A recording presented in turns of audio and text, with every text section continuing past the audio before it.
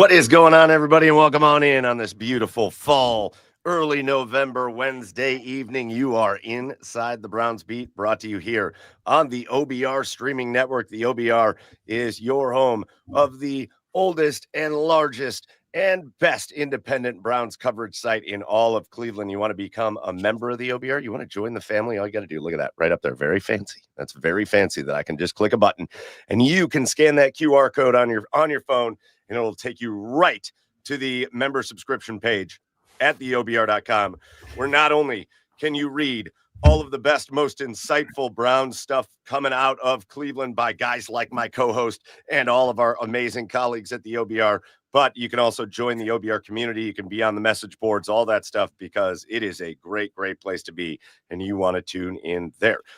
We've got a great show for you tonight. I am Mike. He is Fred. Fred, very excited for this one.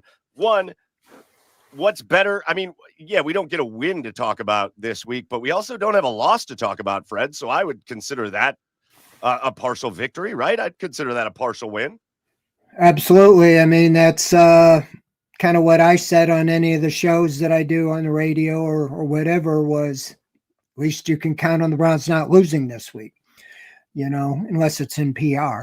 But no, I mean, it's chance for them to reflect, kind of reset, push the reset button, and see if the final 9 games, if you're going to make any noise this year, it's in these next 5 games. You're playing five games that, their combined record is 13-29. That's like 28% winning percentage. Now you got the Ravens in there. That's a little deceiving, but they're coming to Cleveland. That's where the Browns, their last home win last year was against the Ravens when Jameis Winston led them to victory. So they play them pretty well at home. And then 49ers, the only winning record team. They're 6-3, but they're not the world-beating 49ers. So I mean, you got 2 one-win teams. One's this week with the Jets, and then at home with the Titans, the 5th game. And you got 1 2-win team with the Ravens. Or I guess they got 3 now. I'm talking the Raiders have 2. They're 2-6. So, you have a chance to win some games. And if you're going to make anything, this is the time. And it starts this week.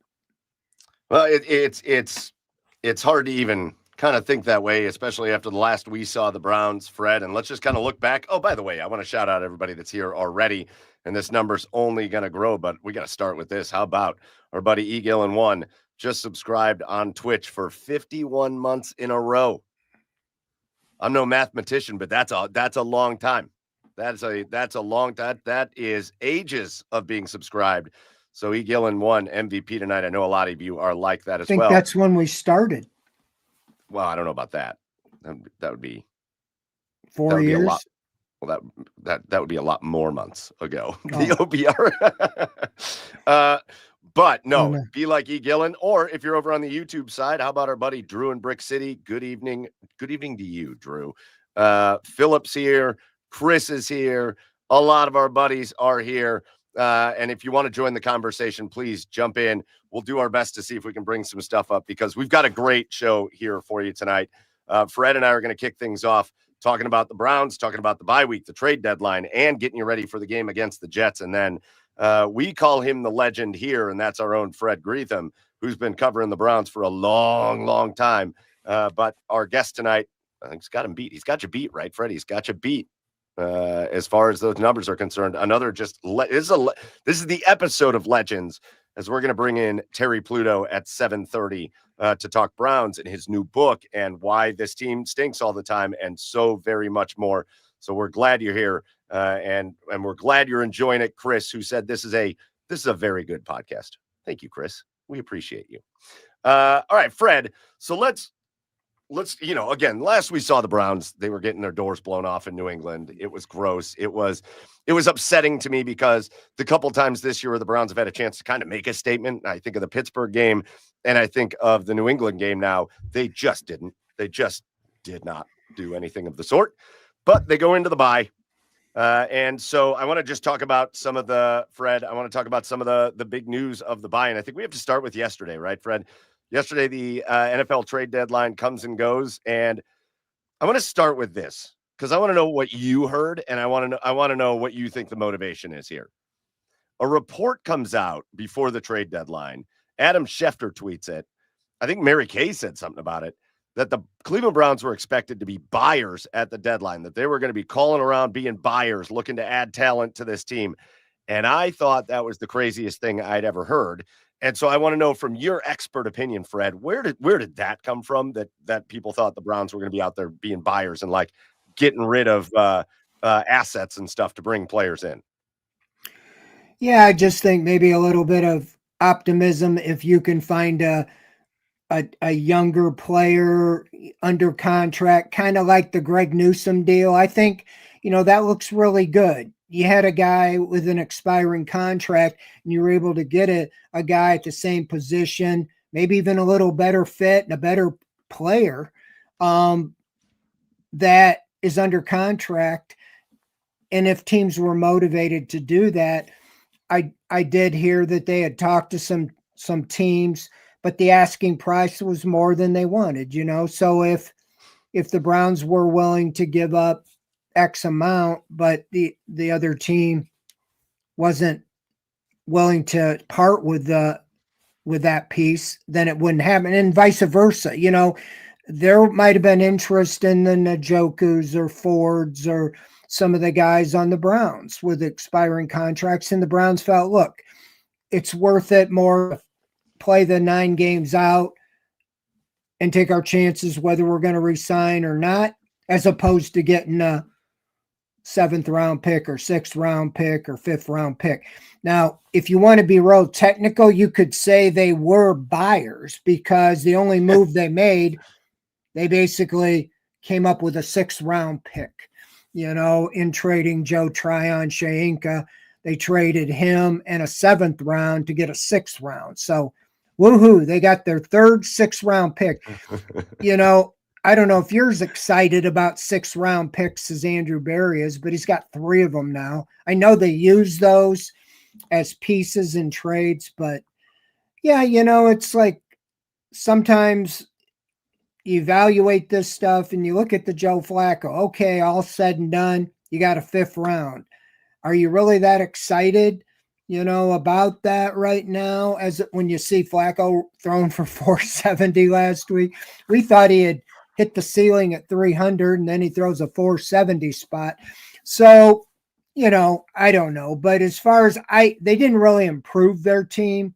The only thing really they did, the biggest news was switching or play callers, Kevin Stefanski stepped down and promoted Tommy Rees. I don't know what kind of impact that will have, if any. We saw last year, it didn't make much of a difference when it went from Stefanski to Ken Dorsey, other than they threw the ball downfield more and Jerry Jeudy was happy.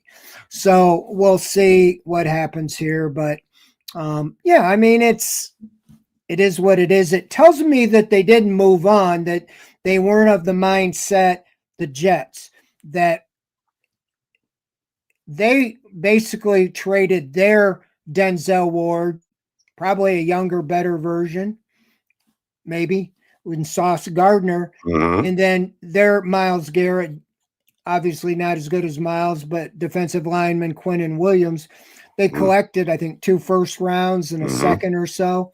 So they clearly decided we have good defensive players, but it's not getting us anywhere. We're 1-7. We have to get the quarterback as an answer. And so that's what they're doing, to me, is going all in the offseason and hopefully in the draft that the Jets can find. So now you have the Browns and the Jets kind of in a race to the bottom, so to say. The team that wins this week might come out ahead in the short term with a win, but it might cost you down the road. You think about, not that the Browns would say they're playing for a top pick in the draft to get the quarterback they want, but the Jets almost make it sound like that's what they have their eyes on. If they don't finish as the worst record with 2 first round picks, if the Titans were, they could probably move up, because the Titans aren't going to take a quarterback. I don't think, unless they change general managers who picked him. So, yeah, so it's, to me, the Browns are saying they're going to see how it goes and try to win and play out these 9 games. And as I stated before, these next 5 games would really be the tail. If you could, I'm not saying they will, but if you could win 4 out of 5 games coming up, and it's with 3 of them at home, you'd be 6-7, and you would make the TV that says in the hunt, for those games. They always put up their wild card situation and in the hunt. And then you have 4 games left. If you were 6-7, who knows what will happen? This division is still in play. But you're going to have to probably beat the Ravens here in 2 weeks. Listen, I don't know how much realistically anybody should really be talking about the division or the playoffs. And I get what you're saying, Fred. Again, there are wins that are sitting there on this schedule, and we'll dive a little deeper into this Jets game in just a little bit. But I do think this, and I think it's an interesting dynamic that they're playing the Jets, because the Jets are going into full on sell, try to lose as many games as possible type stuff. And I think for the Cleveland Browns, and I think if they look at like the players on the roster and who's here and what their expectations are, I think the Browns are going to try to build a little momentum. I don't know that I'm going to sit here and get myself all worked up about the fact that if they're sitting there at 6-7, who knows what could happen. That's a long way away for me, Fred, and we're going to have to get there before I even know how I'd react to that. Well, I agree. I'm just saying that in their eyes, without selling people off, means you're trying to win, you're going for it. This is where you go for it because it's make or break, and it's just set up there. I'm just saying this isn't like the first 6 games. If this started the season with these 5, you'd probably say they should be at least 3-2, maybe 4-1. Right. And so that's where it is. Yeah, and I do think there's something to be said. They took a big swing in the draft, and it seems like they landed a lot of hits in the draft this last year. And so I think there's something to be said with, okay, well, we've got Myles Garrett and we've got Denzel Ward, and, we'll see what happens with David Njoku, but man, we'll get to his quotes today in just a little bit. You've got some guys along with these young guys that have come in where I think you have a chance. The back half of this year to kind of learn with this group of guys how to win. And you go into next year not trying to figure that out, but you go into next year going, all right, we got a little momentum. Now we get the right guys again in the draft and we figure it out. I think that's got to be the philosophy. Again, I don't know how much conversations happening there when it's, I don't know how much conversations happening in the locker room about like, all right, we're going to make the playoffs and we're going to make a run. I don't know about that, but they do have an opportunity to build on something and send yourself into the offseason with momentum going into next year. And I think that's what they're looking at. I think that's why you saw the trade deadline that you saw. They weren't out there. Again, I thought it was ridiculous that anybody suggested they were going to be buyers, because when you say buyers, that means they're out there offering 2 first-round picks and a second for Garrett Wilson, which I'm sure they did not do.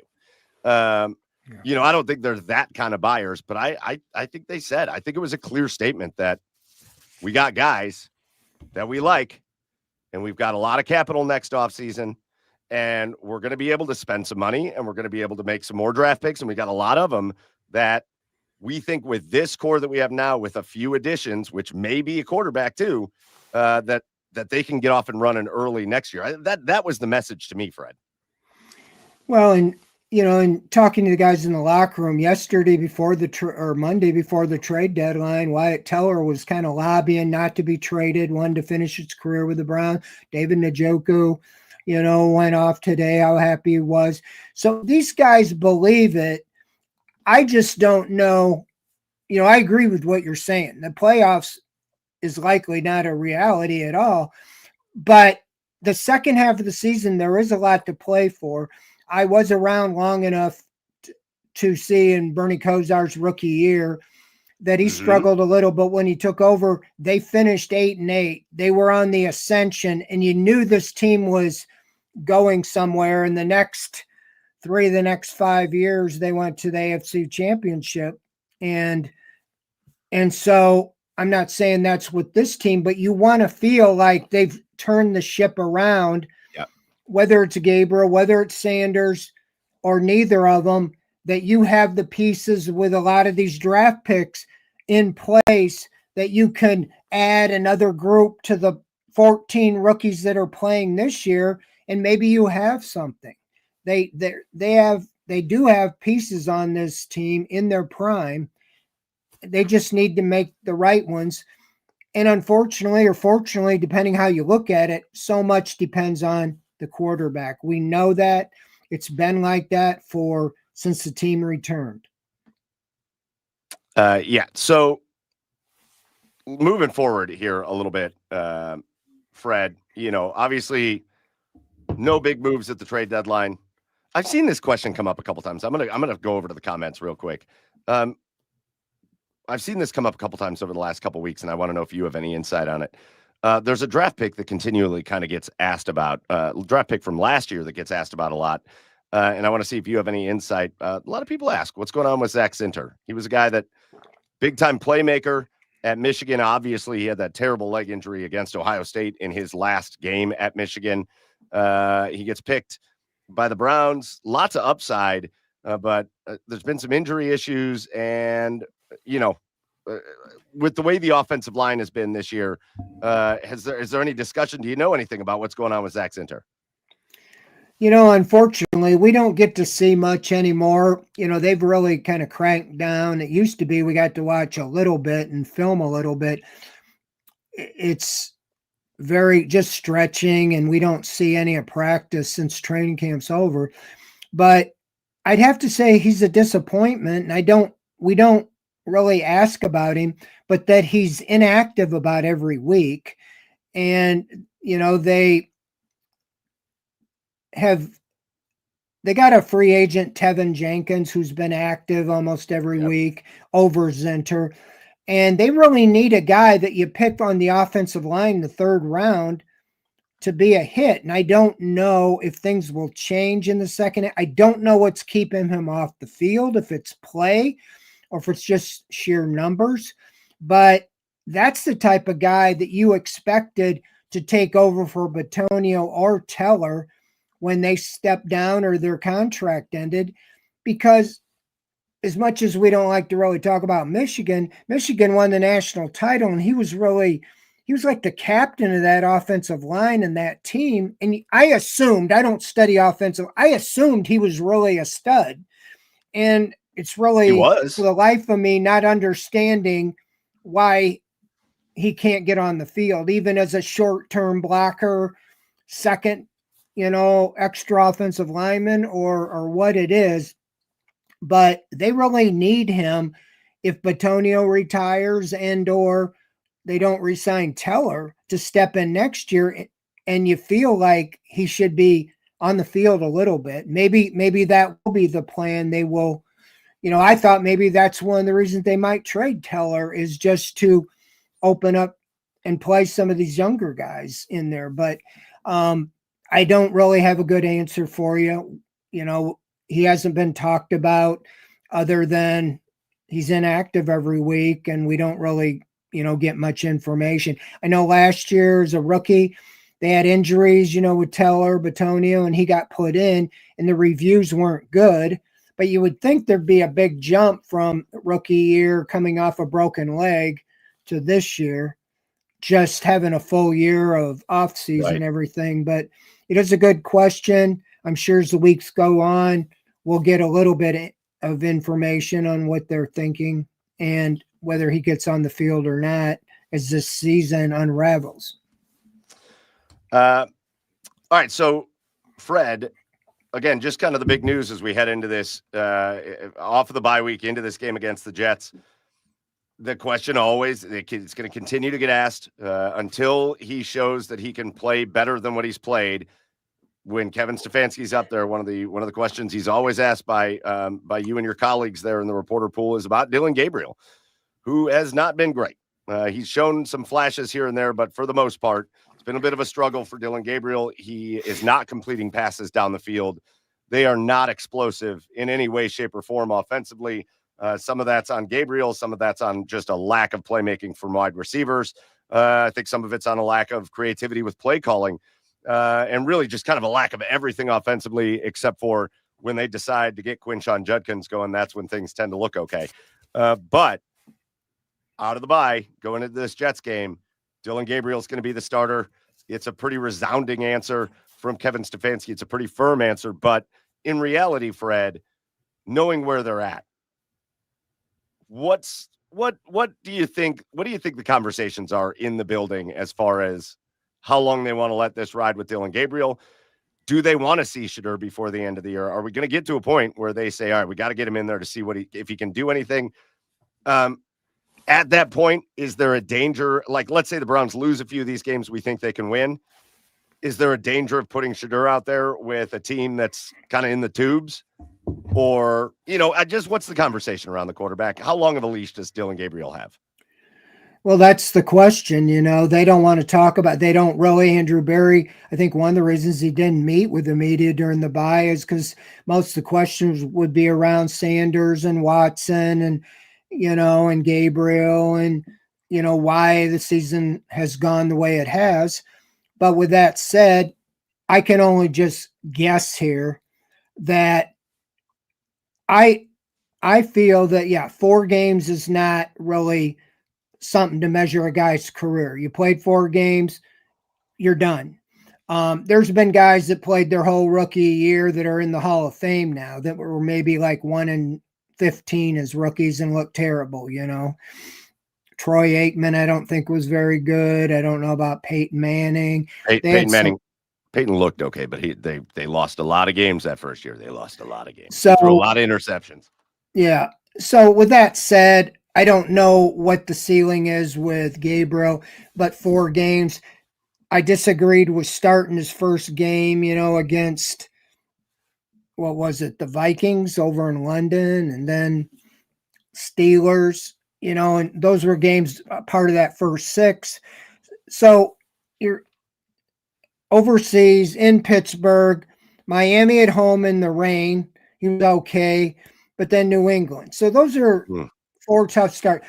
He deserves a chance to start against the Jets and see what he can do. I'm not expecting him to throw for 400 yards, but if he doesn't look markedly better against the Jets, then I think everything's in question. I don't know if he lays another egg, is if you do switch to Sanders for the Ravens. I mean, they did that before with a rookie, 5th rounder. First career start, DTR, and he was thrown to the Wolves. Now, he didn't get a chance to practice all week, but I think when they do make a move to Sanders, they would like it to be a home game, and they would like it where he had the whole week of practice. This week, he returned to practice today on a limited basis. We don't know still if he'll be active for Sunday's game or not, but I think these 2 games, I would say the Jets followed up with the Ravens would be the looking under the microscope to see Gabriel. That would give him 6 games, 1 at home and 1 against a real bad team to see. If it's no different, then I think everything's on the table. But I don't think you just pull the plug like a lot of people were ready to go with Sanders right out of the gate. I think that there's still plenty of season. Even if Gabriel starts 3 more games or 4 more games, that would have given him 8, and Sanders would have like the last 6. And so 5 or 6. And so I think there's a fair amount to be able to take a look at both. I think when Haslam said before the season that Kevin knows, that we need to see the rookies, that might be part of the move to trade Joe Flacco and go with the 2 rookies. I don't know. But clearly, Gabriel's got the opportunity to seize this chance and keep going. If they were to play great and win and follow that up with a win at home and he plays good, I think he just keeps going, But if things go what we've seen so far, like a mixed bag, then I think it could be at any time. But I do think the next two games, I would think for sure Gabriel, barring injury, would be the guy behind under center. Well, again, it starts this weekend against the New York Jets, a team that just sold off literally the biggest pieces of their defense. And there's not a lot of excuses out there against a Jets team that very, very clearly knows what they are going for as far as draft picks, and their eyes are clearly set on the draft. But when you're the Cleveland Browns, you can't take anybody lightly. And so it's been my trepidation even talking about this game is I want to say, yeah, the Browns should come out and do what they did to the Dolphins. They should look much better than the Jets. They should look as good as they've looked all season, and they can maybe use this to springboard themselves into some wins. But again, all the test games they've had so far this season, they've come up short. So we will see what happens. They haven't played well against the Jets. I remember, I think it was the COVID year. They needed to win. They went up there and lost. And don't even bring up the Flacco game. Don't bring up the Flacco game. Yeah, I mean, we know they lose to teams they should beat, and that was to their credit to beat the Dolphins. It's kind of the same thing this week. That you gotta win this game. You cannot find a way to lose against a team that clearly just traded their two Pro Bowl defenders. Their defense wasn't great anyway, but their passing defense was 11th, and you just got rid of your Pro Bowl cornerback. So I think this is the chance, and that's why I say for Gabriel in the offense, it's ripe for the picking to go have an offensive day and not put all the burden again on the defense to win you the game. Well, Fred, as we approach the halfway point of the show here, again, we do want to remind people, I'll give you another couple seconds, the QR code. If you're not subscribed to the OBR, if you just take your phone out and click on the QR code up there in the top part of the screen, that'll take you right to the membership page. You can subscribe to the OBR, become a part of the community of the oldest and largest independent Browns coverage site in all of Cleveland. So make sure you go do that. But now it's time, Fred, and I'm very excited for this. I'm calling this the show of legends. I just have to subtract myself out of it unless you ask my kids, because they think I am a legend. But otherwise, I'll take myself out of it. But I'm very excited. Our special guest tonight has been doing it like you, Fred, for a long, long time. He's got a new book out. He is as familiar of a name in Cleveland sports media as anybody, and we are very excited to have him. You can see it here. Actually, you can hang out with us tonight and hear about his new book, Why Can't This Team Just Find a Quarterback? It's the perfect title for a Browns book. It is the perfect title. You can hear about what we're going to talk about tonight and hang out with us.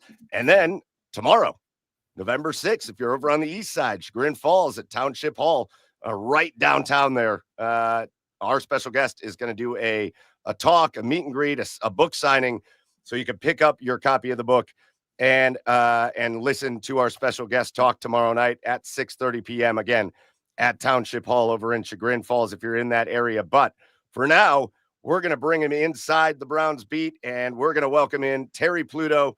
Terry, welcome on into the show. Now that's how to plug a book signing. I'll tell you that. You get the A+ for that one. Nailed it. Well, thank you, Terry. Hey, Fred, when they're calling you a legend, it's a nice way of saying you're old. Hey, I know, but you're the legend. I'm just kind of an also-ran here. Yeah, but they should do it as legendary. I got Terry's book right here in my hands. It's even signed right there. So you go out there tomorrow night, and I bet you he'll sign it for you. So I'm glad to sign them, and it'll be a nice event because I will give a talk, take some questions. Usually a lot of fun, and the remarkable thing to me is how people still obsess and follow this team after all these decades. I mean, it really is. It's the classic unrequited love. I once wrote a few years ago, Browns fans are so mad at their team, they're not going to go to Tribe games this year. I mean, it's kind of like that. I'm going to show, or, hey, I know the Browns this or that, but the Dolans are cheap. And you would be building statues to the Browns if they had winning seasons. And what is it? I think it's 11 of the last 13 years and 7 trips to the playoffs. And I don't know how many division titles and all that. And a trip to the Super Bowl, because that would have been there. Instead, it's like, okay, I'm done. I'm off the soapbox. But sometimes we should really kind of like put some perspective on the other teams and then the obsession on the Browns that maybe because my father was a minor league baseball player and he took me to baseball games growing up and he liked Cavs, the Browns were third. I mean, I don't have a big problem with the Browns, but they're not like a lot of the people who write me that they are just, going on and on. And I think I really believe whether it was the Warner family or the Haslams, they have no clue how blessed they are to have this fan base that puts up with it. I mean, the team moved. Yeah, I mean, I use the illustrations kind of like a whack-a-mole. They have tried to kill the fan base off, especially with that when we're playing to lose and they went 1-15, 0-16, and yet I go to Browns backers events all around the country, and there's a fan base almost everywhere. You can see that on away games. And Terry, I think they're living off the interest of the Bernie Kosar era. I mean, they have not had that consistent winner since then. Consistent. And yet, forget consistent. You haven't had 2 back-to-back winning seasons. That's not even consistent. That's just like 2. That's one more than 1. 2 consistent winning seasons back to back, not 2 playoff seasons. This 2 where you win 1 more game than you lose since the late 80s. You reminded me of Coach Lou Brown from Major League, the movie Major League, where he says 1 more, and that's called a winning streak. That's right. It has happened before. And it hasn't. It just hasn't. You go back and, I don't know about you. I thought like in 2020, what did they win? 11? So we go into 21.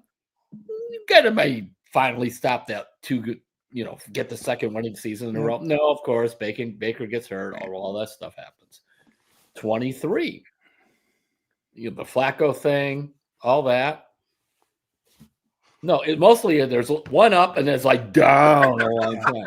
And all of a sudden you sneak back up, climb. But boom, it's and I don't mean to that, but it's really we should call it what it is. And I mean, here you are. I mean, Fred, they're tanking this year, just like in the past. They maybe say they're not, but basically they are. It's not as bad as when you remember when they cut Joe Hayden, right?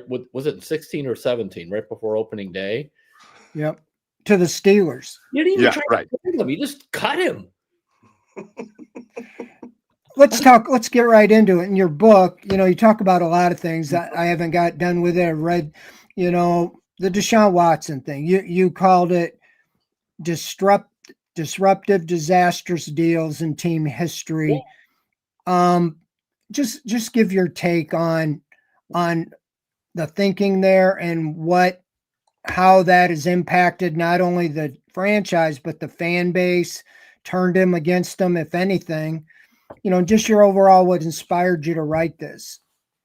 Well, the first thing I was writing to write a book about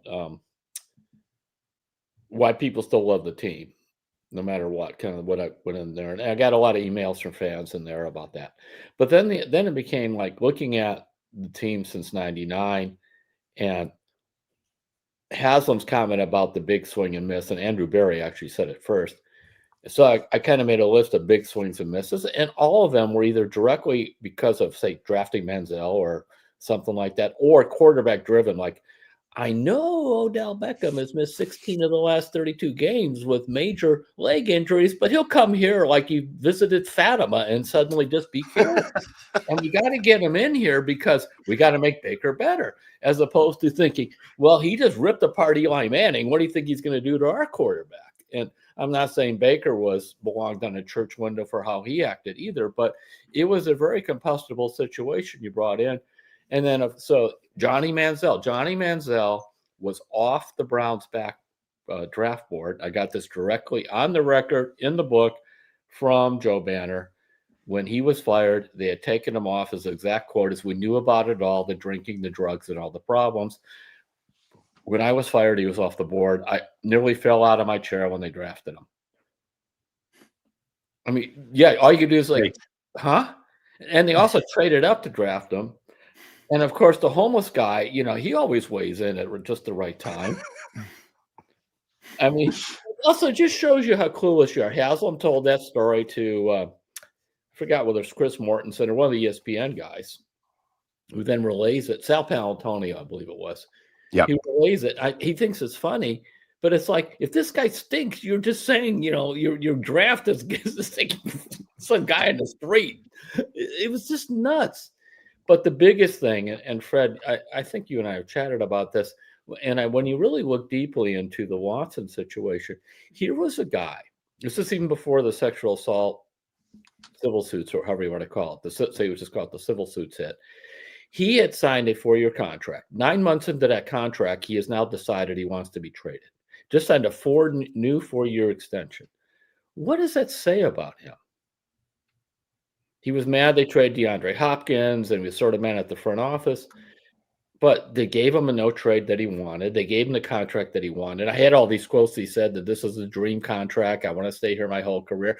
I mean, those are things people say, but they usually don't back off him within 9 months. And so then the Browns, that doesn't bother them. And then the other baggage doesn't bother them. And they get Watson fever, and which led to Baker's exit. And I was talking to somebody, and here's what the Guardians would have done with Baker. First of all, Watson, he would have been off the draft board along with Manziel. They're not doing this. Forget this. So they would have said, "You're getting your shoulder fixed." They would have pulled the plug on him earlier. Now you're coming back. Don't act like a jerk. You're in your last year of your contract. It's a chance for you to either make more money with us or somewhere else. Don't act like a jerk. Here's this chance. And if it didn't work, fine, he'd be gone. But I just think that a measured approach is not something taken here. When Watson, Fred, you remember this? Remember when Watson, he said, "No, we're not going to," he kicked Cleveland out. Yep. And that's when Baker wrote the letter, "I'm done." And, yeah, right. If he'd have just kept his mouth shut, right.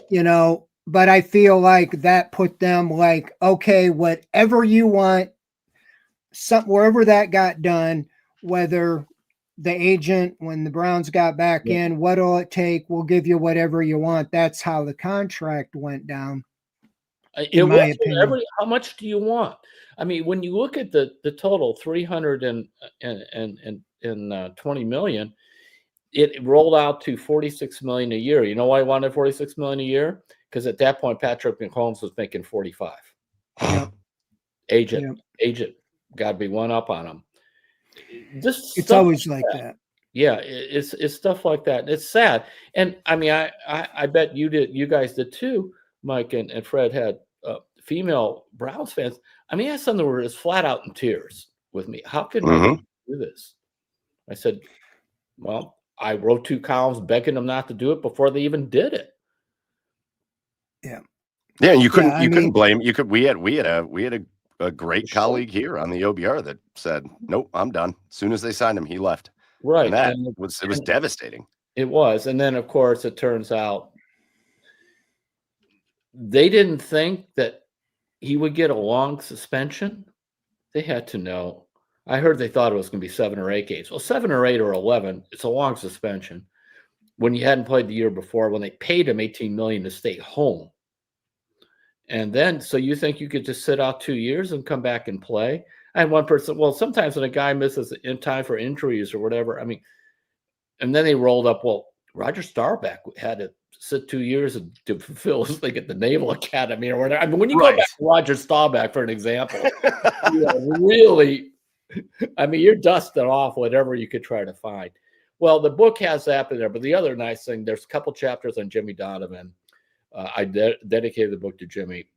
I had a fun chapter, I looked at the early life of Jim Brown and Nick Chubb, and how, both men of the South, both from Georgia. People always think of Brown as being from upstate New York, but actually his early years has been at St. Simon's Island in Georgia, and kind of how that shaped them.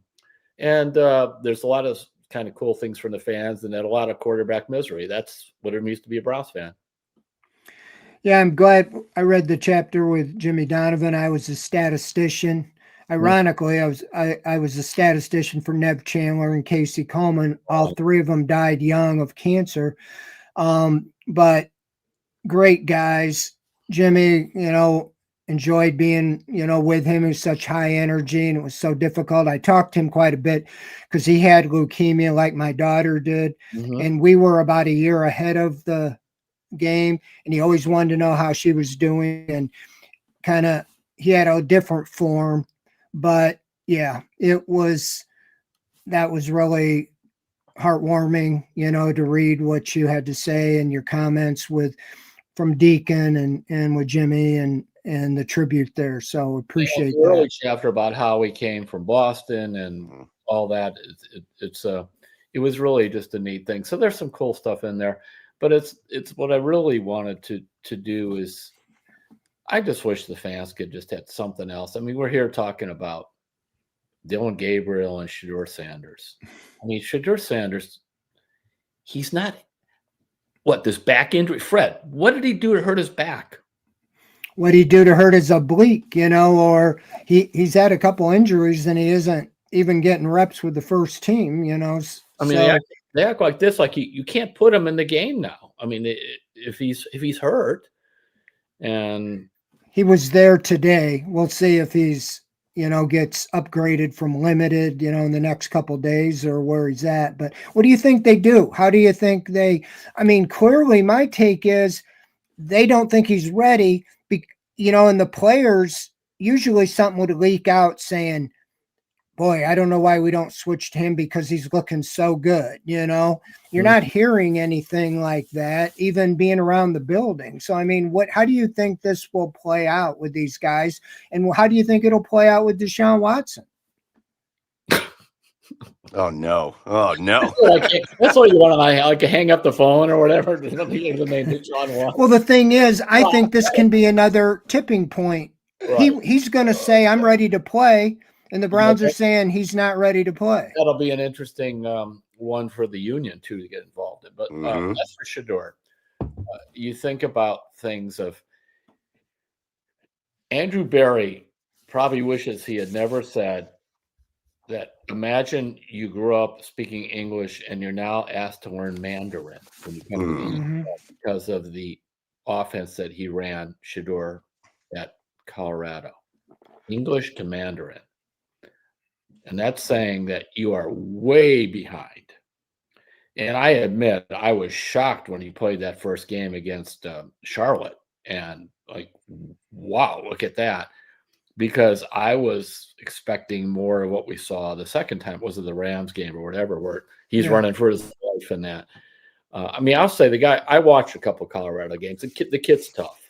He really is. And I watched, they went and panned him on the bench. And he was talking to Shermer and this. He wasn't screaming at his lineman or whatever, but you could also see all the flaws of when you broke down the tapes of Travis Hunter and his long throws, which I found a whole package of those watched online. I swear a third of them, Hunter was coming back to get jump over people to get these throws that basically bailing out Shedeur. And so, yeah, there was all this stuff. You never want your dad to be your agent. That's always a mistake. And you don't want to tell teams like Baltimore, Philadelphia not to draft you because that gets out. And there's all those, but if you're really great, it doesn't matter. People will take you. But that just gets added on. So they're going to play him at some point. I mean, everybody plays with the Browns. Where they have 9 the last 2 years, they all play. Everybody's going to play. How many times? Who's the guy? Lewis? I can't think of his name. At the end of the year. Oh well, it doesn't matter. Thad Lewis. Thad Lewis. He played twice. 2 different years. You can never have enough Thad Lewis. So it's kind of like you can never have enough Bailey Zappi. I don't mean that, but this is Cleveland. everybody should just like chill out. Do you realize that we are actually not at the season midpoint yet until after the Jets game? Yep. How Yeah, about you that? got It feels 9 like it's games gone. to go. Yeah, 9 games to go. You only played 8. Benedictine math. How We do know you, that's not quite half the season. what's your take, with 9 games to go and an easy, we all know, and you wrote about it, I wrote about it, how tough the first 6 games were from last year's record. The next 5 are just the opposite. 13-29 is your opponent's record. 2 of the 5 are against 1-win teams. One's a 2-win team, a 3-win team. So, and 3 are at home. How do they approach this, and what do you think the rest of the year? You think they're going to just stumble along like they have in the past, or be able to get trending in a positive direction? We'll see what you guys think. If I'm Kevin Stefanski, I know I better win some games. I can't come in at 8-14 again. I don't care what anybody told me. Or I can't come in at even like 5-12. You can't do that. You got to, like you said, you're playing these crummy teams, and you better look like you've got the second year in a row you have the worst offense in the NFL. And whatever they say, yes, Cincinnati's got elite receivers, all that, but watching what Joe did there is a real indictment of what's going on here. I'm just saying. In fact, if you break down his numbers in the 4 games there, I think he averaged like 320 yards a game there, and the 5 games he played here, he averaged like 313. And he looks like he did it in 23 here. Why didn't they just pick up where they left off? I don't know. I can explain what's going on. So, but they better show some life, or then you'll get. I mean, I really believe the break that Andrew and Kevin got is that Stefanski was suing everybody, and everybody. Haslam was suing everybody, and Haslam was getting sued by everybody, and he was very busy with all this stuff and getting the stadium thing. But that's pretty much. Fred, do you think it's settled now? The stadium? Oh, I haven't followed it that much, but I just think pretty much the amount of money that he's throwing at things will get his way. I don't know what they're gonna on the different construction things and so forth. It's like the lawsuits are gone and that. So what I'm saying is now he flips back to football, and they think that great. They think so much. He likes having Stefanski and Barry, but when you look at it, they haven't amounted really to anything. Like you said, they had two years they made the playoffs, but then the fall off after, and it's really who set this in motion? Andrew Barry, Jimmy Haslam, on the Watson, which is really the crux of a lot of this. I've been able to kind of unearth in the book. Barry liked Watson as a player. He likes mobile quarterbacks. He liked them. I don't believe Andrew Barry liked him at $320 million and 6 draft choices. There's a lot of differences between, yes, I like this is very intriguing, and then the price tag. When I was driving in, Roberta and I went to Wyoming, and we got a Nissan Rogue because we were going hiking in some back roads. I love the Nissan Rogue. It's a great thing. I have nothing to do with Nissan, but I think then I found out it was like $55,000 or $60,000. I don't like it for that price. Yeah. And I would rather have, my Toyota. And the point I'm making is, you like Watson, but you don't want, with all that baggage, you don't want it at that price. But I think the owner said, we just go get, Jimmy's thing, if you throw enough money at it, generally you get what you want. And so, they got him, and the price is still being paid. And I feel for the fans. I mean, this thing, Shedeur. I mean, maybe he's going to surprise us all. We're going to see more games like that, half against the Panthers than these others. And maybe they lucked into it. But generally, I think they're just set up for yet another disappointment and going to next year. All right, guys, I'll throw a question your way. In this upcoming draft, I'm going to throw out my theory. if you don't like a quarterback, don't take one up high. How about a tackle? How about a receiver? How about 2 tackles? How about a receiver? Receivers. I mean, no, seriously, you're right, Fred. How about both? You take a second-round guy. Whatever happened to trying to find out if Pickett was the reclamation project? What, he pulls a hamstring, so that's over? Well, that's the thing that throws you off, is that the whole off season was Pickett. Yeah. And then you threw in Flacco, and you got rid of both of them after 3 games. You didn't have either veteran, and you just got 2 rookies, and you're in the position you're in, So it just doesn't seem like there's a plan. It's, what are we going to do now? And that's why. And I think what we've seen out of them, and you can't fault them for this last year. As far as how the draft went, they landed a lot of really good young players. That's the best draft Andrew Berry's had. Oh, sure. One of the better drafts anybody's had, is what it looks like outside of the quarterbacks. But this year, going into this offseason, everybody always likes to have the conversation, guys, about, do you go get what you need? Do you go get best available players? All that stuff. But your need for offense is just so dramatic at this point. It supersedes that argument entirely. Your offense is so inept for 2 straight years, so bad, that you can't say, yeah, but the best player on the board is a defensive player, we got to go get him. No, go get your offensive players. You are as miserable a wide receiver of a team as I have ever seen. You are an aging offensive line that needs help. You have to go fix your offense. You have to go get need in this offseason. And Fred, well, that's the biggest. Yeah, go ahead, Fred.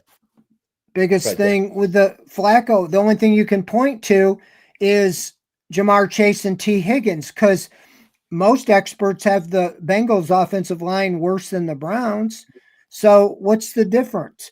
Flacco even said after the first game he didn't really know all the plays, but he knew number 1 and number 5, and it was almost like, there he is.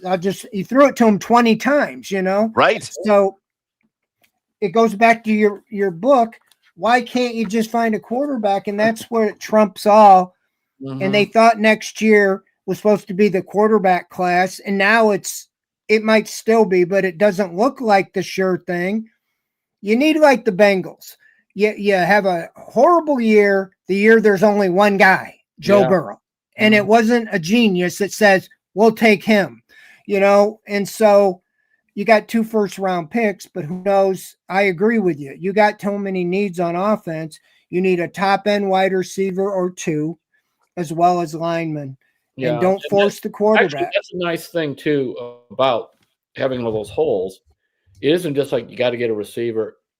When you have 2 picks in the first round and you have multiple needs of both wide receiver and tackle, and maybe guard, because Teller and these guys are getting older, you basically, you can really fill some needs.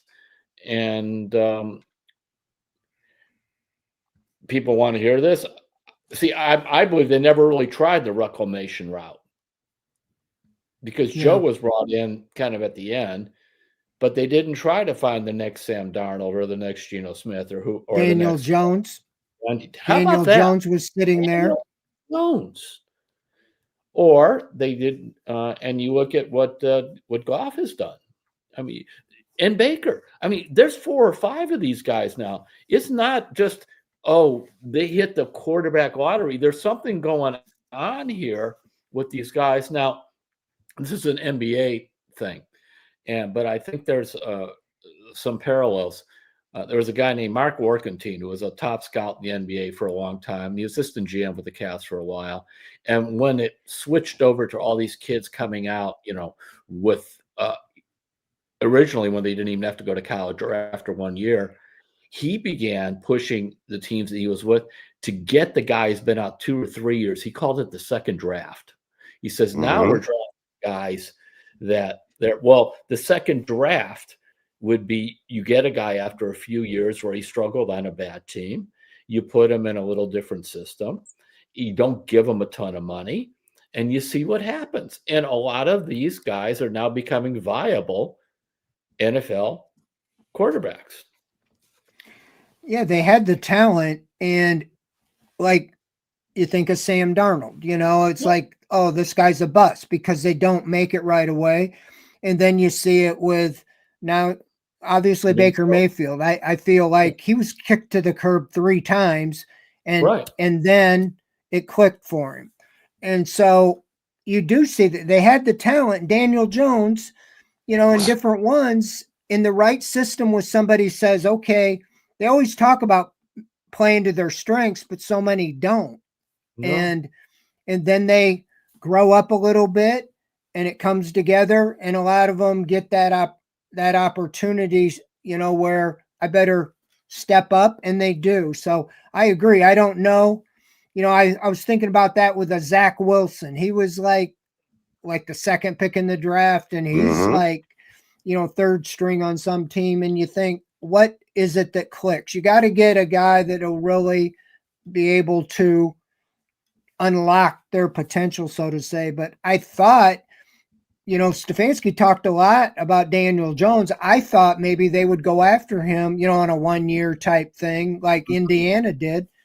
And now they're talking about building around the guy. They went out and traded 2 first-round picks, to get Gardner because they think they're in contention for winning it all. So you're right. I don't know who those reclamation projects out there. They're there. But so out there. quick. Go ahead, Mike. What'd you say? And I was just going to say, Terry, to your point about the draft. Yeah. I think the other thing that we couldn't factor in at the start of this year is there's a lot of really bad teams. There are a mountain of terrible teams that several of them are going to be looking for that quarterback. Browns are going to be playing one of them on Sunday. That there are going to be quite a few teams that are out there trying to find their quarterback in the draft. And to be honest with you, if the Browns pull off a few wins the rest of this season, they're not going to be in position to get one of those top 2 or 3 guys because they're probably going to be gone by the time they roll around. So I'm 100% with you on this, Terry. They have to find a quarterback. Yeah. I don't hate the Zach Wilson idea, Fred. I love that you just said that. I don't hate that because that seems like he could be that kind of guy that does that. A mountain of talent. He just needs to get put in the right place. But you got so many other holes to fill. So many. I mean, where do quarterbacks go to die? They go to New York with the Jets or Giants, or they go to Cleveland. Yep. And then they get resurrected sometimes somewhere else. I mean, that's in the book. I don't want that to be in the book. Don't put that in the book. But the fact is that I would have liked to have seen them. I was not a big Pickett fan, but it's like, okay. I wasn't a big Geno Smith fan. I didn't like Darnold at all in the draft. I can tell you that. But you cannot deny that this is a legitimate trend. It's not just coming out of nowhere. When you start talking about 5 guys and a couple of making Pro Bowls, like Goff made a Pro Bowl, was Baker made 2 Pro Bowls? And the other guys are at least between that, say, 18 to 12 range when you rank the 30-some quarterbacks. There's something happening here, the second draft version. Mm-hmm. Yeah, and it's, that's the thing that's a little frustrating is Kevin Stefanski's supposed to be your quarterback guru, and he actually has been better working with the backup guys that are filling in, like I think Case Keenum had like his best year of his career. Yes. And then Jacoby Brissett, when he was here, kind of resurrected his career filling in for Watson. Absolutely. You've probably been better off just going with him instead of, obviously switching to Watson.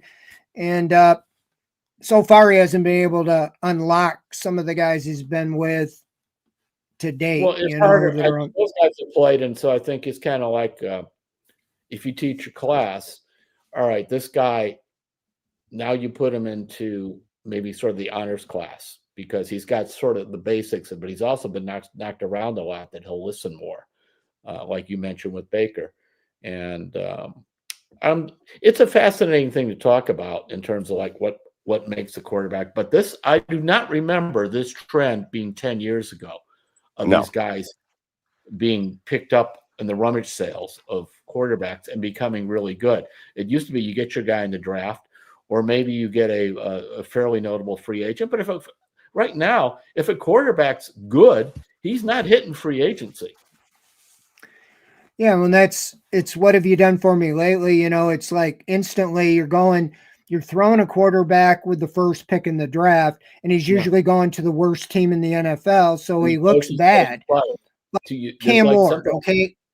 I don't know if the guy can play or not, but if they go another year, or they get another coach says, I don't want this guy's a bust, and then here's your reclamation project. Yeah, there he is. And it's something like, I wish I did the data, but I read about in the Wall Street Journal, something like 4 of the last number 1 pick quarterbacks, 4 of the last 8, the coach got fired during their first year. Baker's one. So what do you really have? Now the list of Baker's coaches and coordinators is starting to be like the list of Browns quarterbacks that people are. He's been through. And this is not to excuse some of Baker's immaturity here at the end, but they just cast that. It's one thing to say, okay, that, but then you go after Watson. It's nuts. It's simply nuts. And then, of course, you watch what did happen with Baker. And I don't know if he'll ever win a Super Bowl or whatever, but you can watch the game. One of my things for the last several years is make this team watchable. Yes. Yeah. Please make it watchable. More than 17 points. Make it watchable. Terry, you and me get paid to go watch them at the stadium each week. We should all get paid. If we didn't get paid, I doubt if I'd be watching it, to be honest with you. And probably you either. But just remember, they're not going to go to Guardians games because of this.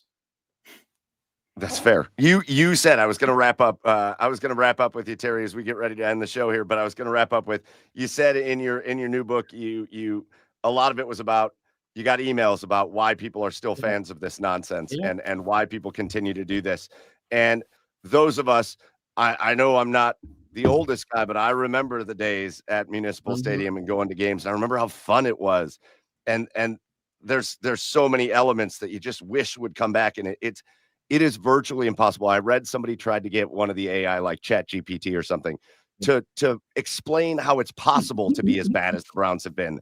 And ChatGPT couldn't do it. It was like, that's a statistical impossibility. Like a team can't be that bad for that long. And yet the Browns have. In a league set up, guys, and in a league set up to help the least. It really is. It's not like baseball where it's set up to punish those who are the least. This is set up to help the least. You're correct. I really think a lot of his family connection too. Yeah, it just is the family thing. This is what we do on Sundays, and don't ask me to explain it. I mean, that's kind of it. Well, it links back to the Jim Brown era is what I found. People became Browns fans, and it's passed down grandfather to kids, and that's exactly what you said. That's what we do on Sunday.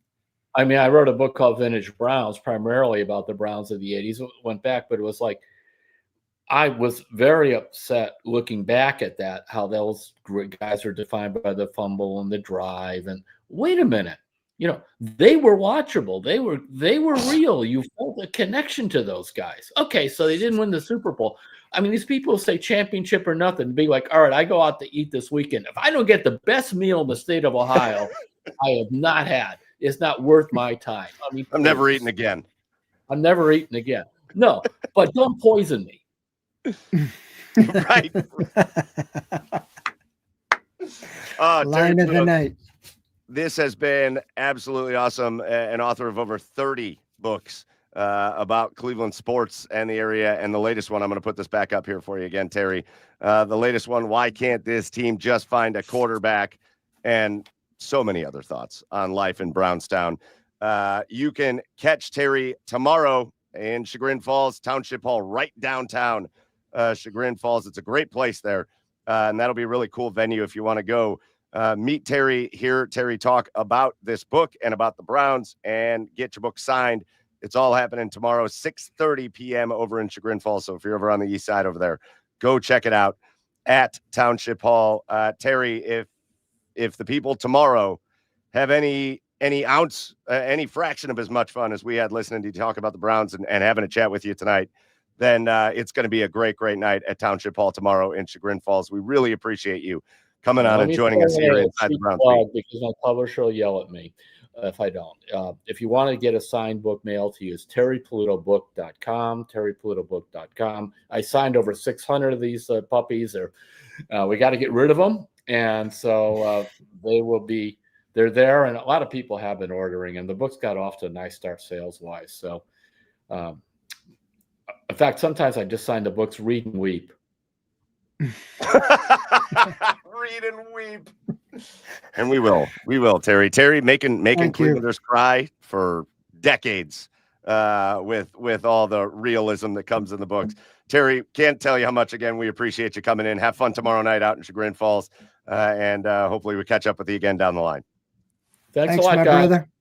Take care, Fred. Take care, Mike. Nice meeting you, Mike. Nice to meet you too. See you, Terry. I'm on forever. See you later. Oh, Terry Pluto, that was awesome. Again, I put the link in terryplutobook.com. terryplutobook.com. I put the link in the comments over here, so you can go there and order your signed book from Terry. Again, nobody has written more, I don't think, than Terry, and over 30 books, and he's got one here. So big shout out to Terry Pluto for coming on and joining us tonight. Fred, the Browns, the Jets, we got a chance to be talking about a win next week. And let's see if do you want to throw it out? Do you want to talk about who our guest is that we are going to be talking about the Browns and Jets game with next week? Go ahead. All right. It's a buddy of mine. It's a buddy we have had a great time on Garage Beers with a few times. And I think just a good overall guy. You know him by his voice that doesn't necessarily match his face, but he's got a great voice and he knows about the Browns, and he's a good media member here in Cleveland. A friend of ours, John Doss, is going to join us next week to talk about the Browns, the Jets, then their upcoming matchup with the Ravens. We'll get into all that next week here inside the Browns Beat. Fred, any final thoughts for our folks here tonight? Nope. Thanks for hanging out with us. Thanks for your comments and talking with Terry. It's fun.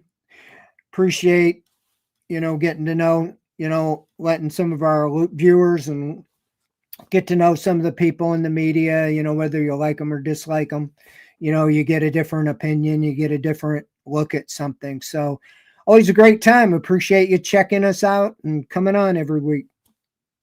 100%. You let us off into our final piece here, which is just our thank yous. First of all, big thank you goes out to our special guest, Terry Pluto. Again, I'll flash it up one more time.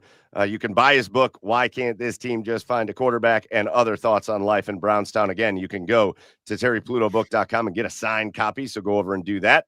Or you can go check out Terry tomorrow, 6:30 p.m. at Township Hall. Again, if you're not watching us live, it's Thursday, November 6th, 6:30 p.m. In Chagrin Falls at Township Hall, right on North Main Street there in Chagrin Falls. So go check that out. And you can hang out with Terry, ask some questions, get your book signed, all that stuff. So big shout out to Terry for joining us. Big shout out to the OBR for hosting us. Again, I'll put this back up. Boom. QR code in the top corner.